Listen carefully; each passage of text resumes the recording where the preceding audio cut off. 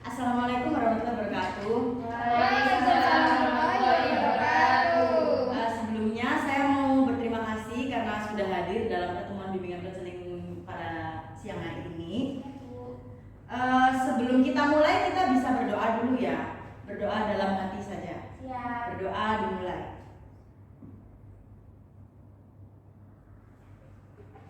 Sebelumnya ada yang sudah kenal dengan saya belum? Belum. Perkenalkan, nama saya Fauziani Sajidah, bisa dipanggil Kak Uzi aja.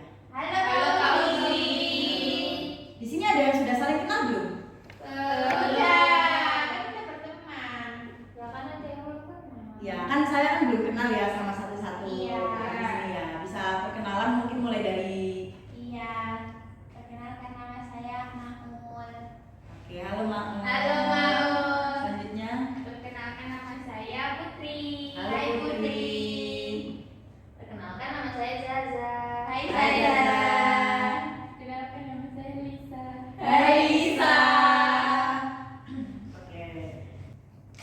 Baik, sebelum bimbingan konseling dimulai, kita ice breaking dulu ya. Siap Kak. Jadi kakak di sini punya satu game, namanya hidung, mata, telinga. Wah, Jadi- apa itu Kak?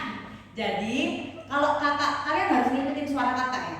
Pokoknya apapun yang kakak misalnya, kan saya kakak pegang telinga, tapi kakak ngomongnya hidung, berarti kalian harus pegang hidung. Oke Kak. Jadi kalian jangan sampai ketipu sama ini Gerakannya. gerakannya. Ya. Oke, siap Kak. Siap ya? Kita tes dulu ya, coba ya. Ini hidung. Hidung. Oke, udah fokus semua. Ini mata. Ini mata. Ini telinga. Ini telinga. Oh, saya salah. Iya, kita ulangi lagi kalau gitu dari awal ya, sampai gak ada yang salah. Oke? Ini mata. Ini mata. Ini mata. Lagi Kak. Salah. Ya, kita ulangi lagi ya.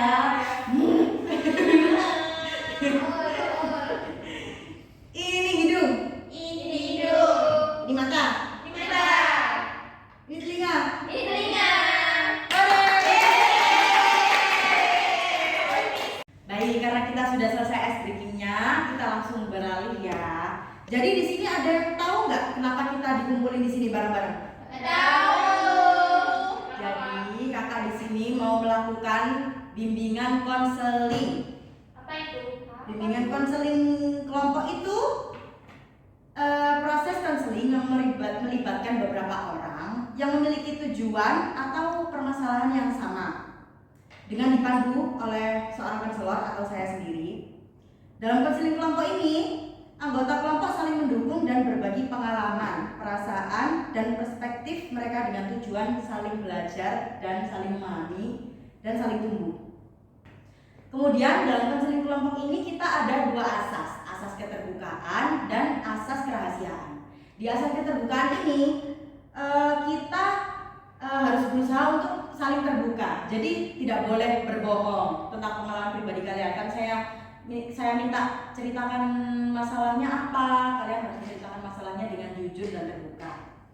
Kemudian kalian juga tidak perlu kayak cemas kalau misalnya rahasia kalian itu keluar kayak tersebar kemana-mana gitu, karena di sini juga ada asas kerahasiaan di mana dalam satu kelompok ini rahasia kalian aman dalam satu kelompok ini, tidak akan keluar kemana-mana. Bisa dipahami? Bisa Kak. Di sini kira-kira ada nggak yang suka belanja tapi belanjanya itu banyak sampai jatuhnya ke boros? Saya. Asli enggak? Enggak, aku boros. Aku boros ya. Karena di sini banyak yang masih suka belanja boros, Iya. saya mau menjelaskan dulu, dites dulu ya. Jadi boros itu termasuk, nanti kalau saya ini relate sama kehidupan kalian, kalian bilang iya ya. Iya Kak. Kalian pernah nggak membeli barang yang sebenarnya tidak diperlukan? Sering. Sering, sangat sering. Sering. Kemudian kalian pernah nggak beli barang cuma karena barang itu lucu dan menarik? Sering. Iya, sering. Lucu Kak. Beli boneka. Terus apa sih? Kemudian kalian sehari bisa menghabiskan uang yang banyak? Iya. Tapi sampai uangnya dari mama. Nah, itu Mbak Lisa termasuk perilaku hidup boros. Nah, tujuan kalian dikumpulkan pada hari ini adalah untuk menanggulangi sifat boros tersebut. Jadi, untuk menindaklanjuti sifat boros kalian, kakak udah ada nih beberapa tips dan nasihat yang bisa diterapkan ke kehidupan sehari-hari. Apa tuh, Kak? Yang pertama, kalian bisa membuat daftar belanjaan. Jadi, barang-barang apapun yang kalian benar-benar perlu, kalian bisa beli. Tapi kalau misalnya memang sekiranya tidak diperlukan, kalian tidak boleh membeli itu. Harus ditahan dulu rasanya, oke? Tapi kan dia enggak. Justru kita harus melawan rasa ingin membeli barang tersebut supaya tidak boros. Iya, Kak. Ini harus bisa. Nah, kalau masih susah, kita bisa memikir dulu. Sebelum membeli barang, coba tanyakan kepada diri sendiri. Apakah barang itu benar-benar merupakan kebutuhan yang sangat mendesak atau hanya sekedar keinginan yang bisa ditunda? Biasanya mendesak, makanya ada yang meninggal juga. Aku pengen itu buku gitu. Di rumah punya boneka nggak? Punya, tapi kasihan hati jadi aku harus beli yang baru lagi. Kalau mungkin bonekanya 1 atau 2 mungkin masih bisa ditoleransi ya. Kan karena kita ini kan masih berproses ya. Jadi nggak perlu harus langsung tiba-tiba kamu berubah. Ya. Iya, Kak. Oke, terima kasih. Kemudian ada lagi nih. Kalian sehari kira-kira habis berapa sih? Habis 1 juta. Kamu berapa? 1,5 juta. Kamu? 5 juta. Oh, dikit. Kalisa? Aku cuma 500 sih. Oke, berarti di sini yang paling tidak boros Kak Lisa ya. Coba tepuk tangan.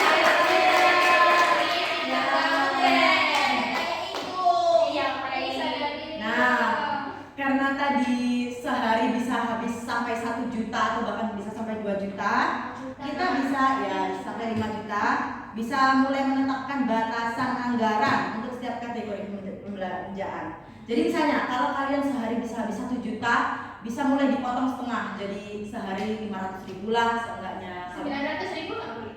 Nggak boleh, itu terlalu dikit. 500.000 kayak itu belum bisa. Nggak mau.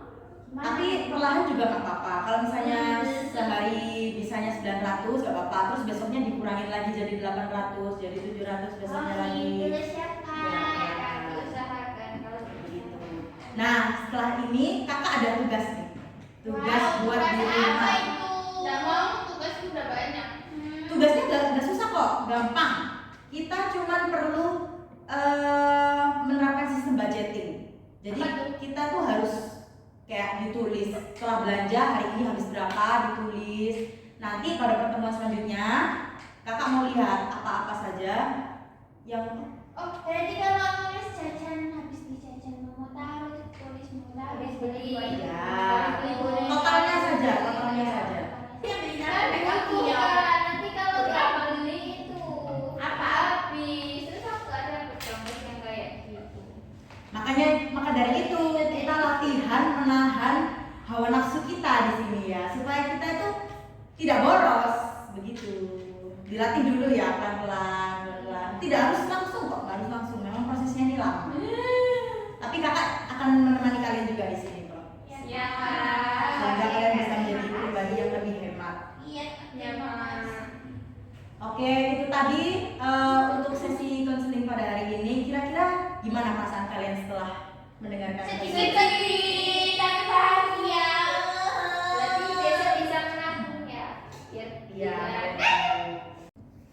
Baik, sampai di sini saja. Kakak berterima kasih karena kakak-kakak yang di sini sudah bersedia untuk membagikan pengalaman pribadinya. Kemudian bimbingan konseling kelompok ini bisa kita tutup dengan berdoa dulu. Berdoanya dalam hati ya. Berdoa dimulai.